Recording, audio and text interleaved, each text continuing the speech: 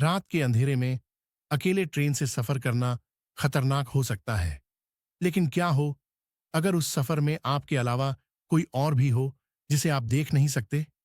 ये कहानी है राहुल की, जिसने अपनी जिंदगी की सबसे डरावनी रात ट्रेन के एक डिब्बे में बिताई। राहुल एक इंजीनियर था और उसे अपने ऑफिस के काम से दूसरे शहर जाना पड़ा। ट्रेन रात 11 बजे रवाना हुई थी और राहुल की सीट ट्रेन के आखिरी डिब्बे में थी। ट्रेन खाली थी, कुछ ही यात्री थे।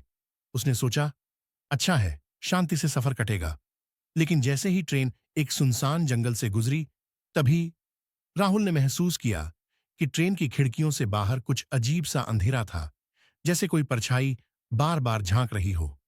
तभी उसने देखा, डिब्बे के एक कोने में बैठी एक अजनबी लड़की, जो सफेद साड़ी में थी और उसका चेहरा झुका हुआ था। राहुल ने सोचा, शायद कोई यात्री होगी। लेकिन जब उसने दोबारा देखा, लड़की अब दूसरी सीट पर बैठी थी। राहुल ने अपना ध्यान हटाने के लिए हेडफोन लगाया और आंखें बंद कर लीं। लेकिन तभी किसी ने उसके कान में कहा, तुम अकेले नहीं हो। राहुल का दिल जोर से धड़कने लगा। उसने चारों ओर देखा, लेकिन कोई नहीं था। फिर उसने देखा, वही लड़की अब उसके ठीक सामने बैठी थी।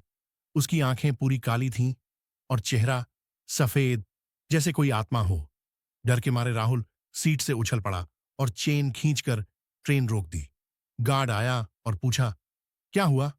राहुल कांपते हुए बोला, वो वो लड़की। गार्ड के चेहरे का रंग उड़ गया। उसने धीमे से कहा, यह ट्रेन का आखिरी डिब्बा 20 साल पहले पटरी से उतरकर हादसे का शिकार हो गया था और उसमें एक लड़की की मौत हुई थी।